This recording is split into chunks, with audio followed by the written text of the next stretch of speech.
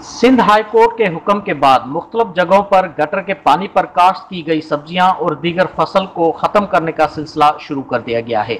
इस सिलसिले में गुज़श्ता रोज़ एसी मुराद मेमन मुश्ताक अहमद जतोई मुख्तियारकार बरकत कल्होड़ो की क़यादत में रेवेन्यू और इंक्रोचमेंट अमले ने मलीर नदी ओल्ड थाने में कार्रवाइयां अमल में लाकर 20 एकड़ से जायद की अराजी पर काश्त की गई सब्जियां व दीगर फसल को खराब कर दिया गया।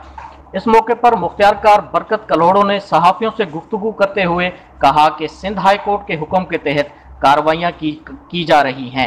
आज ओल्ड थाना मलीर नदी में ये कार्रवाई की गई है, जहां पर 20 एकड़ से जायद खड़ी फसल को ख़त्म कर दिया गया है।